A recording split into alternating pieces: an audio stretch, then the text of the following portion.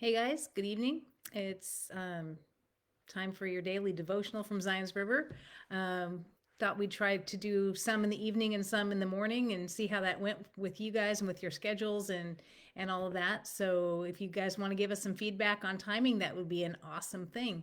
While we're waiting for people to log on, just want to remind you all to please register for services on Sunday. We had a little glitch in our matrix this week, and the registration form didn't get up as early as it was supposed to. Oops, sorry, my bad.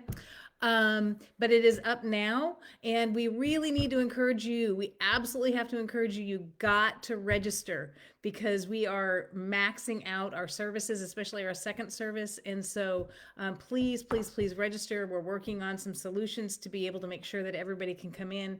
But sign up, sign up, sign up. Also, sign up for the 72 that's coming up on the 20th, Tuesday. There are some spots remaining in that as well. But again, we have to have you guys sign up.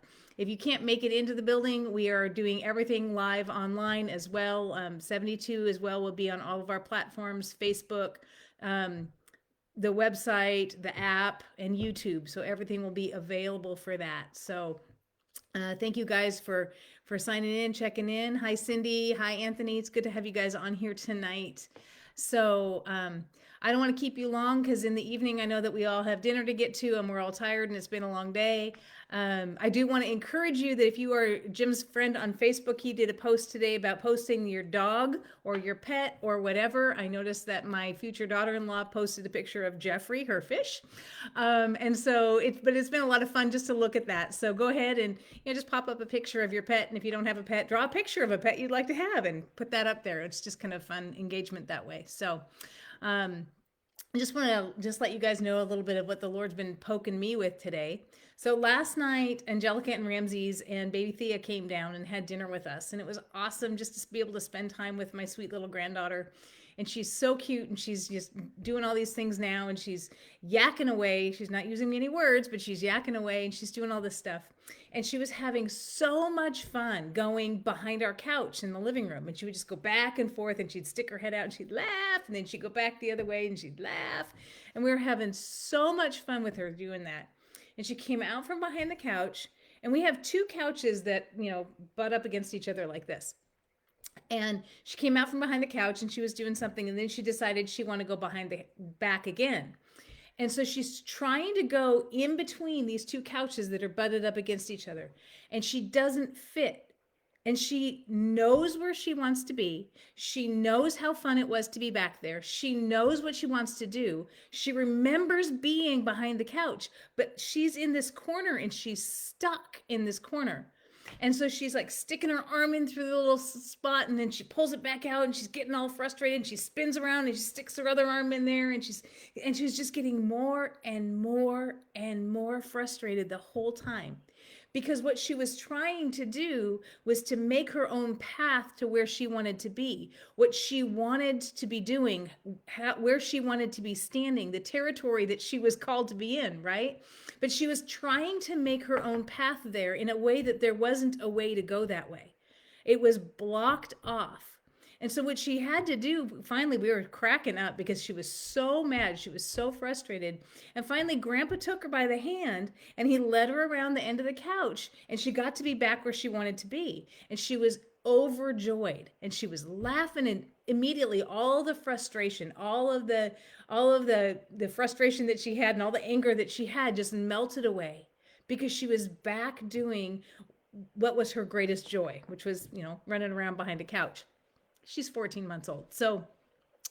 And so I was thinking about that today and about how so often we have a place that we know we want to be, that we know that we're even called to be, that we're supposed to be standing in this place, but we can't get there. And we get so frustrated because we know what we should be doing and we know that we should be there. And so we've tried to establish our own pathway to getting into that place and we're blocked and we're held back from being and doing what we know we're supposed to do. And we get so frustrated. And just like Thea, we're turning around and trying to shove our way through and we're trying different ways to shove our way through. But so often we forget that what we need to be doing is stepping back and allowing the Lord to lead us into that place, allowing the Lord to take us into the territory He's called us into by His path and not by our own. We are so good at making our own plans, right? Proverbs 3, 5, and 6. Or I'm sorry, Proverbs 16:9 says, the heart of a man plans his way, but the Lord establishes his steps. See, we get these plans and we sometimes run ahead of God, but even if we're in the plan of God, so often we make our own plans of how we should get to that place and how we should walk things out. And we're really good at telling the Lord, look, this is a great way. This is a great direction. I'm doing exactly what you call me to do, but I'm not being able to get there because we're not being obedient to the Lord in the direction, in the way that He called us to get to that place. We think that we're smart enough to direct our own paths, that we're logical enough to establish our own steps. And the Lord often says, you know what? I have you going here, yes, but the way that I have you walking into that place is requiring some things that aren't natural to your human mind, to your human reasoning, to your human flesh.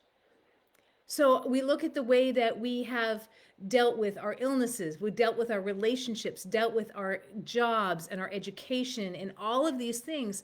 And we think that we have the best plan. And really what we need to do is step back and allow the Lord to take our hand and to lead us in His ways, to lead us in His plans, His purposes, in His direction. So often His direction doesn't make sense to us, but it is the very best way. Thea kept trying to shove herself through a place that she clearly couldn't fit, but she didn't understand that although she could see the prize, that was not the way to get to the prize. And so we have to remember that sometimes when we're working towards a place, the Lord is going to take us in a way that doesn't make sense to us, that isn't logical, that isn't what we would think is the easiest, the simplest, or the best. But His plans are perfect. His ways are higher than our ways. His wisdom is above our wisdom. And so as you're looking at where God's calling you to walk, and as you're looking at where He's calling you to stand, and as you're coming up against roadblocks, as you're coming up against places where you feel like you're stuck, and you know that you're supposed to go past this point, but you can't get past this point,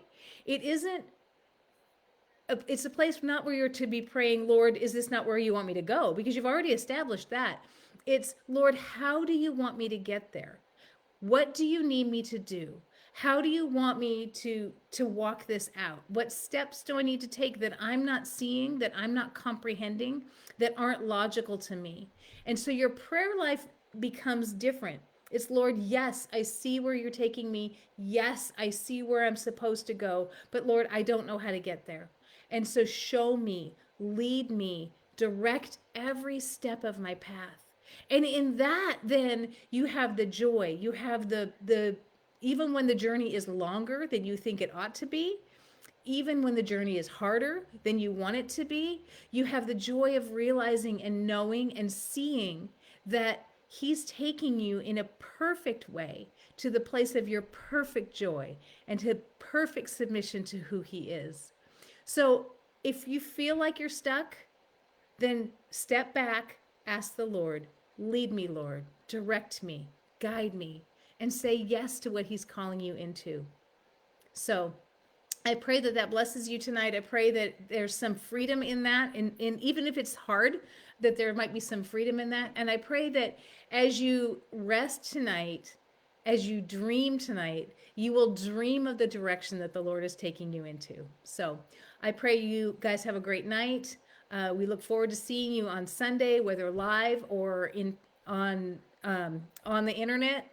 And like I said at the beginning, sign up. You got to sign up. You got to sign up. So pray you're blessed. Love you all. Have a good night.